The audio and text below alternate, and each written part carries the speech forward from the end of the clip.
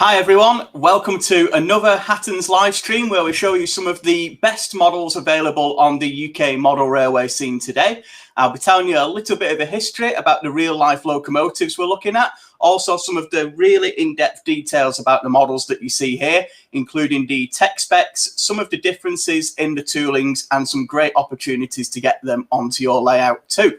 The locomotive we are looking at today is Hornby's Southern Railway Lord Nelson 460. We've got two variations that you can see right here in front of me, with more to come in the future. So if you have any questions regarding the Lord Nelson, please do put them in the chat and I'll answer them throughout the stream.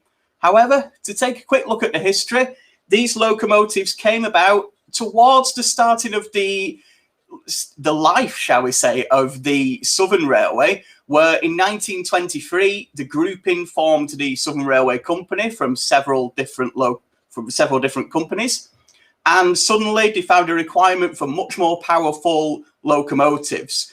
The trains were getting heavier, especially the services running from London to the Channel ports, such as Dover and Folkestone, and locomotives were needed to be able to handle trains of nearly 500 tons along these lines, but also the challenge was present that they needed to be able to weave in and out of the electric commuter trains that were starting to come into service. So they needed something powerful, they needed something fast, and they needed something capable of handling services along some quite tough routes as well.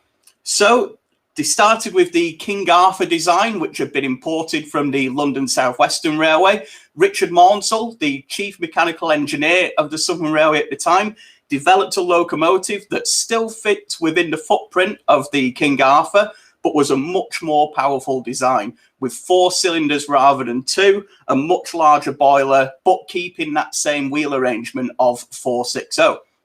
So the first locomotive, number 850, Lord Nelson, was introduced to traffic in 1926. And subsequent orders up until 1929 revealed that 16 in total were actually made and introduced to traffic. They were named after various Royal Navy admirals, so they quickly became known as the Lord Nelson class, and the Southern Railway's publicity department they went to town, really. They really did fall in love with these locomotives. At the time, they were the most powerful locomotives in use on Britain's railway system, and the Southern Railway really made a big thing of that in their publicity too. It was only for a couple of years because the Great Western Railway built their King class locomotives, which did take the record of most powerful loco from the Nelsons pretty quickly. But in that short period, they really did make a big thing about them being the most powerful locomotives, especially with some fantastic names on there, such as Lord Nelson and Sir Francis Drake, which I have a model of here in front of me. Unfortunately, they were quite challenging locomotives to work in real life. They did have a couple of issues, especially with poor steaming. However, in the 1940s, Oliver Bulleid, who succeeded Richard Maunsell, did a lot of changes to the class, including fitting the smoke deflectors and the larger chimney and the multiple blast pipes inside the chimney too. So that really enhanced the locomotives, and from then until the withdrawal, they were highly regarded by crews across the Southern Railway and the southern region of BR.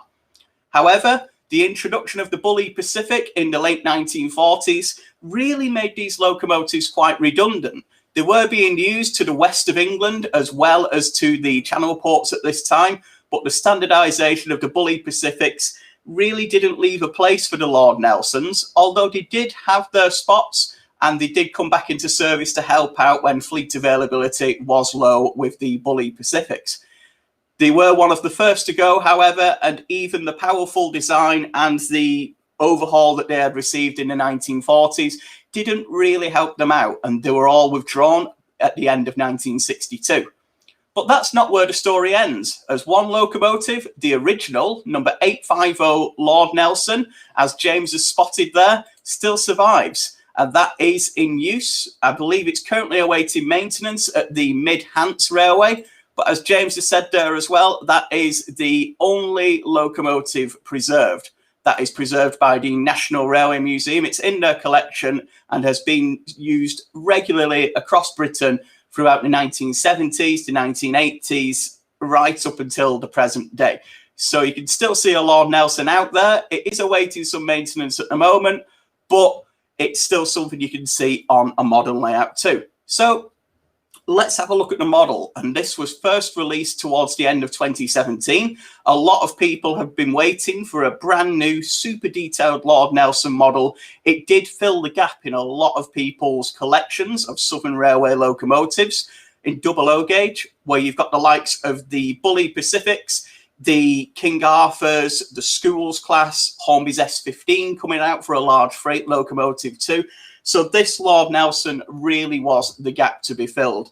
And Hornby have provided a fully detailed model. I'll just give you a close-up of 851 here, Sir Francis Drake. This is in the original condition that you see. So without smoke deflectors, with the original chimney, and in the Southern Railway's Maunsell olive green livery of the late 1920s. So a revolutionary design at this time compared to everything else that was running on the line. And you'll see one of the most unusual items here about the Lord Nelson, and it's certainly something that makes it stand out to me. You have, on both models we have available, an 8-wheel bogie tender. So instead of having 6 fixed wheels, you have got 8 wheels on there on 2 pivoting bogies. On the model, this is a really good mechanism. It still allows you to go through second radius curves, as does the front pony truck too. So you can run this model right down to second radius. But in real life, this was quite an unusual development. You didn't see many bogie tenders on UK locomotives. Certainly in continental Europe, the USA and beyond, it was something quite commonplace. But these were made to enhance the capacity of the locomotives working into the west of England and on the Channel ports. And they have a capacity of 5,000 gallons of water there.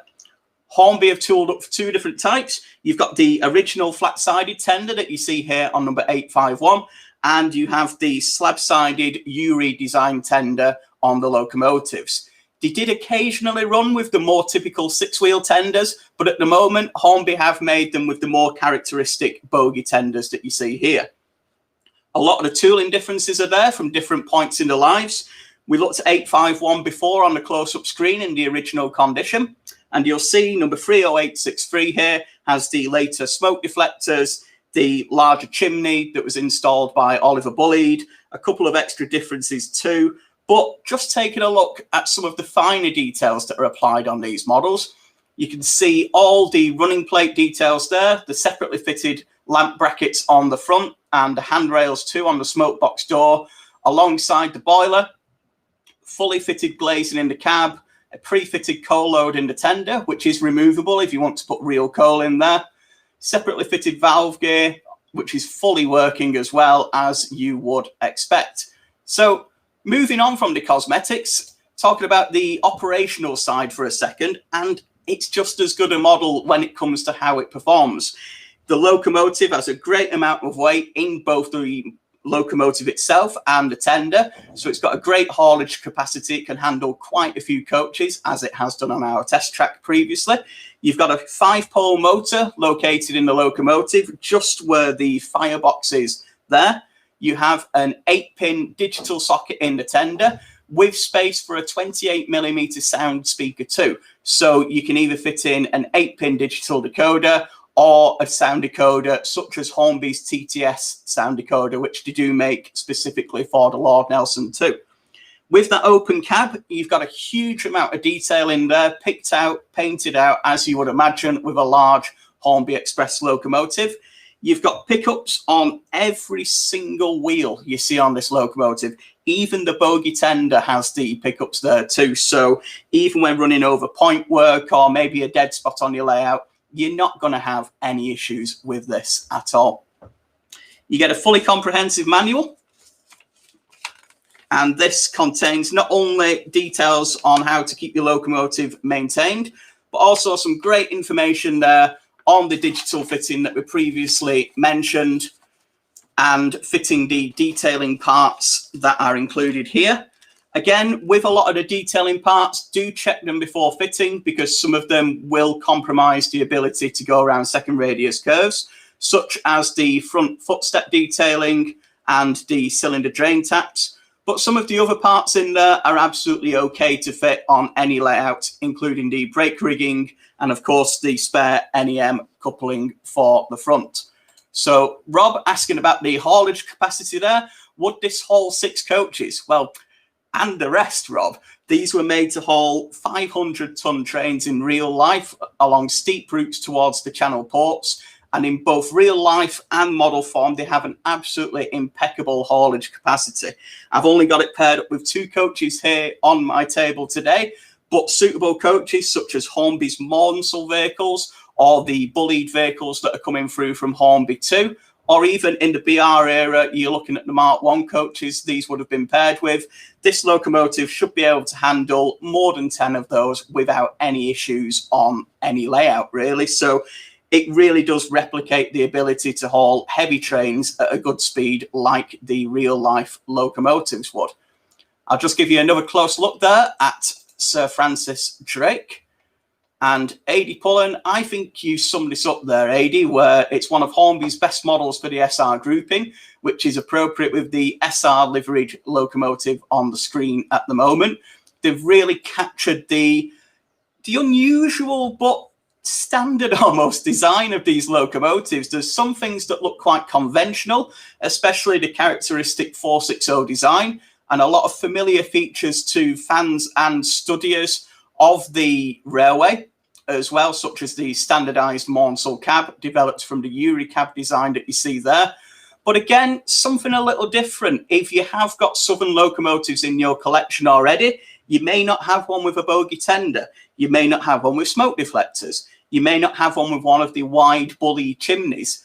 Or you may not have one in original condition that you see here in the Monsell green from the late 1920s. So even if you have an extensive Southern collection already, if you need something to fill that final gap, the Lord Nelson could be that locomotive you've been looking for. But if you're looking for something Southern, you are a fan, but you want something a little unusual as well. You want something with a bit more history, a really characteristic name such as Lord Nelson or Sir Francis Drake on there. Many famous Royal Navy admirals were named on these locomotives throughout their lives. As we mentioned before, that was hugely taken advantage of by the Southern Railway's publicity department. So some great opportunities to get these onto your layout. I've put them here with 2 of Hornby's Monsell coaches, including the recent restaurant car that's been made available. But check out that link in the description for more information. I've put the details of the 2 locomotives we've got available right now, which are 851 and 30863. So perfect for 1920s, 1930s and 1950s modelers. They start now at an incredible bargain price of £124 for an express passenger locomotive such as this. With the amount of detail we see, you really can't get cheaper than that. If these liveries don't take your fancy, there are more coming in the future, with future releases covering 2 different variations of the BR green livery there in the 1950s and 1960s guises. But also at the bottom, the immediate post-war Southern Railway Malachite green, as you can see there with that really vibrant green colour and the sunshine lettering, perfect for modelers of the 1940s era. So if there isn't quite a model ready for your layout yet or part of your ideal collection, do check that link as there are versions there in the future. Kev, I've not got the BR version in my studio at the moment, I'm afraid. I've only got the Southern Railway version, as you can see here. But if you click that link in the description, there's some really up close and personal detailed images of both the BR version and the Southern version that you can see right now. So sorry I've not got it to hand right now, but have a quick look at that link and there's some more images there should you want to see them. But this, as we mentioned before, this is the gap filler of Southern Railway models. You can now have a model of pretty much all of the major express locomotives of the Southern Railway in 00 gauge. Whether you're starting with the initial King Arthurs from the early 1920s, you've now got the Lord Nelsons from the late 1920s onwards.